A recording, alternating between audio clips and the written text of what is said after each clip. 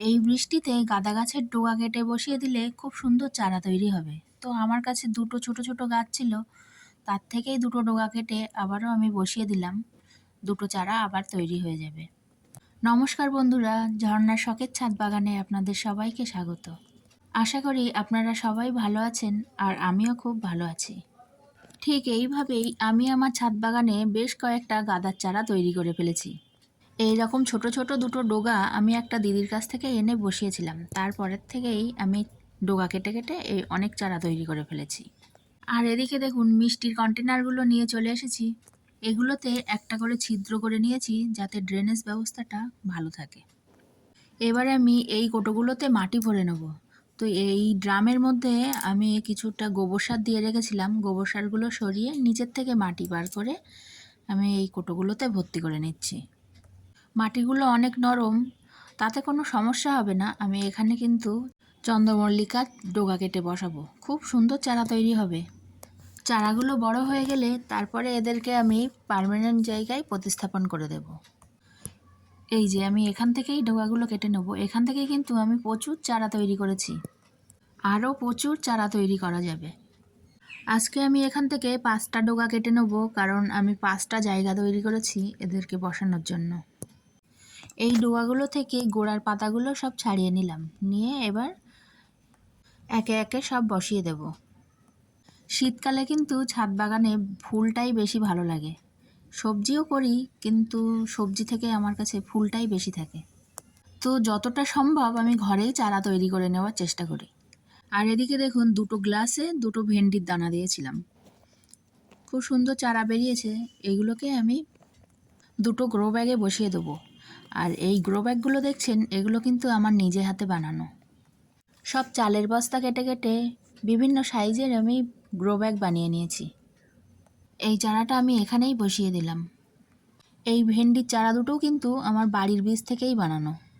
একটা ভেন্ডি শুকিয়ে রাখলে প্রচুর বীজ তৈরি হয়। তো আমি 2-3টে ভেন্ডি শুকিয়ে বীজ তৈরি করে রেখে দিয়েছি, শীতের পরে আবার বসাবো। আর দুটো দানা দিয়ে দেখলাম চারা তৈরি হয় কি না। তো দিয়েছি, তো খুব সুন্দর চারা তৈরি হয়েছে। দেখা যাক শীতকালে এর থেকে ভেন্ডি পাওয়া যায় কি না। আর নিজের ছাদ বাগান থেকে যে কোনো সবজির বীজ তৈরি করে যদি লাগানো যায়, তাহলে তো বাজার থেকে আর বীজ কেনাই লাগে না। একেবারে বিনা খরচায় কিন্তু ছাদ বাগানে নিজের শখটা মেটানো যায় গাছ লাগিয়ে। আমি তো এখন সমস্ত সবজি নিজের ছাদ বাগান থেকেই বীজ তৈরি করি। এতে ছাদ বাগানে সবজি লাগানোর আগ্রহটাও কিন্তু বেড়ে যায়। এদিকে দেখুন তরুলতা ফুল, আমার ছাদ বাগানের খুব শখের একটা ফুল। অনেক দিন থেকে এই গাছটা আমার লাগানোর ইচ্ছা ছিল, অবশেষে কিন্তু আমি ছাদে লাগিয়েই ফেলেছি। এই গাছের ফুল পাতা দু রকমই খুব সুন্দর দেখতে লাগে। এই দেখুন, এবার আমি একটু পুদিনা পাতা তুলে নেব। পুদিনা পাতা কিন্তু আমাদের শরীরের পক্ষে খুবই উপকারী একটা পাতা। এই পাতা আমাদের হজম ক্ষমতা বৃদ্ধি করে। পুদিনা পাতা আমাদের স্মৃতিশক্তি বাড়াতেও সাহায্য করে। এছাড়া যারা শ্বাসকষ্টয় ভুগছেন তাদের ক্ষেত্রেও কিন্তু পুদিনা পাতা অনেক উপকারে আসবে। এটি কাঁচা বেটে চাটনি বানিয়েও খাওয়া যায়, আবার পুদিনা পাতা শরবত বানিয়েও কিন্তু খাওয়া যায়। এছাড়াও বিভিন্ন রকম ফলের জুসের মধ্যে পেস্ট করে দিয়ে এ পাতা খাওয়া যায়। এতে জুসের টেস্টটা কিন্তু অনেক বেড়ে যায়। আর এদিক থেকে দেখুন আমি কিছুটা থানকুনির পাতাও তুলে নিচ্ছি। এই থানকুনি পাতাও কিন্তু ঔষধি গুণসম্পন্ন একটি ভেষজ উদ্ভিদ। এই গাছও প্রত্যেকের বাড়িতে কিন্তু এক সাইডে লাগিয়ে রাখা উচিত, কারণ থানকুনি পাতা আমাদের শরীরের পক্ষে এর উপকারের জুড়িমেলা ভার। এটি পেটের আলসার দূর করে, হজমে সাহায্য করে, লিভার ভালো রাখে, চুল পড়া কমায়, কোষ্ঠকাঠিন্য থেকে মুক্তি দেয়, রোগ প্রতিরোধ ক্ষমতা বৃদ্ধি করে। এছাড়াও অনিদ্রা দূর করে, কাশি ও শ্বাসকষ্ট থেকে মুক্তি দেয়, আরও অনেক কিছু। এটি প্রতিদিন সকালে 4-5টা করে পাতা চিবিয়ে খাওয়া যায়। এছাড়াও বাটা করে গরম ভাতের সঙ্গে খেতেও কিন্তু মন্দ লাগে না। আর এদিকে দেখুন ছাদ বাগানে খুব সুন্দর একটা লক্ষ্মী জবা ফুল ফুটেছে।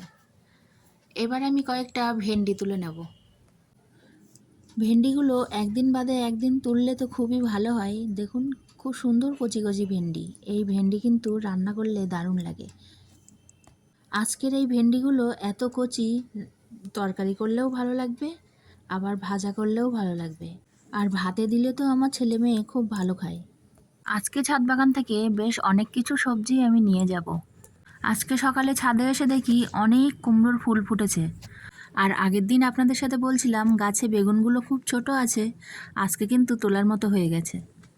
তো আমি গাছ থেকে 3টে বেগুন তুলে নিলাম, আর কিছুটা কাঁচা লঙ্কা তুলে নেব, আর কুমড়োর ফুলগুলো সব তুলে নেব।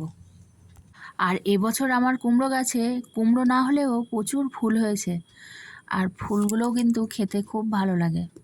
আমরা তো 2-1 দিন অন্তর অন্তরই কুমড়ো ফুলের বড়া বানিয়ে খাচ্ছি।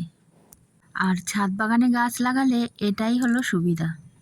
আর সব থেকে বড় কথা, মনটা কিন্তু খুব ভালো লাগে এই গাছেদের সঙ্গে থাকতে থাকতে। আমি এবার ভিডিওটার একেবারেই শেষের দিকে চলে এসেছি। আপনারা যারা আমার এই ভিডিওটা একেবারে শেষ পর্যন্ত দেখলেন তাদেরকে অসংখ্য ধন্যবাদ। আর যারা আমার নতুন বন্ধু আছেন তাদের যদি আমার এই ভিডিওটা ভালো লাগে তাহলে লাইক, কমেন্ট, শেয়ার, সাবস্ক্রাইব করে আমার পাশে থাকবেন। আপনারা সবাই ভালো থাকবেন, সুস্থ থাকবেন, আর সবুজের সঙ্গে থাকবেন। দেখবেন মনটা খুব ভালো লাগবে। আজ তবে এটুকুই, দেখা হবে পরের ভিডিওতে। টাটা।